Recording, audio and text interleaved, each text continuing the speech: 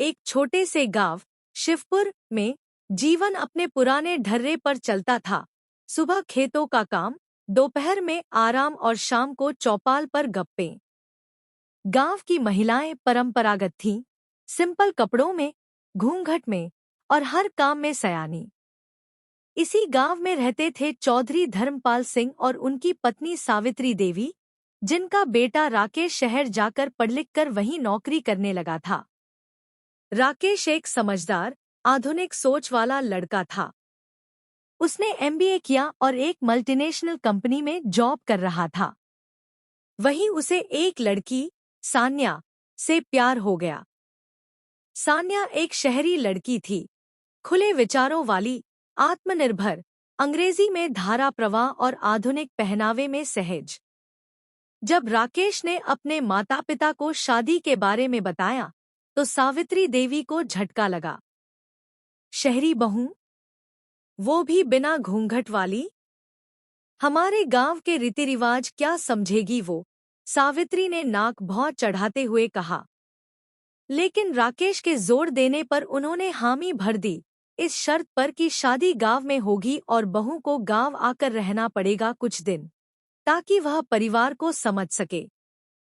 शादी धूमधाम से हुई और सान्या पहली बार शिवपुर आई। जैसे ही वह कार से उतरी, गांव की औरतें उसे देख हैरान रह गईं। खुले बाल, जीन्स और टॉप में एकदम शहरी स्टाइल। सब कानाफूसी करने लगे।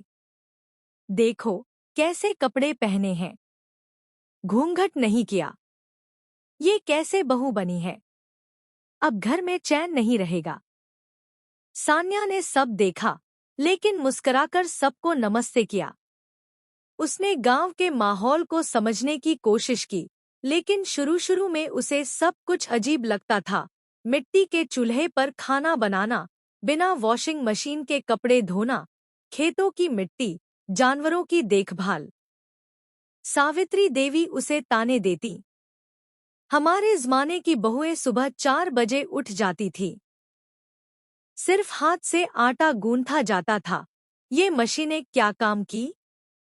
सान्या ने कभी पलटकर जवाब नहीं दिया, लेकिन वो हार मानने वाली नहीं थी। उसने धीरे धीरे सब कुछ सीखना शुरू किया।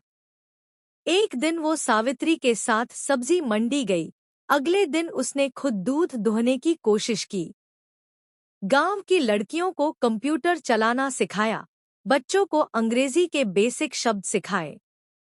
धीरे धीरे गांव की औरतें उसका अंदाज समझने लगी। वो उन्हें हेल्थ टिप्स देती, योगा करवाती, मोबाइल से फोटो खींचना सिखाती। एक दिन सावित्री देवी बीमार पड़ गई। डॉक्टर ने आराम की सलाह दी। उसी दिन एक शादी थी पड़ोस में। घर की सारी तैयारी सान्या ने संभाली, पूजा की थाली से लेकर खाने तक हर काम समय पर हुआ। सावित्री देवी बिस्तर से देख रही थी।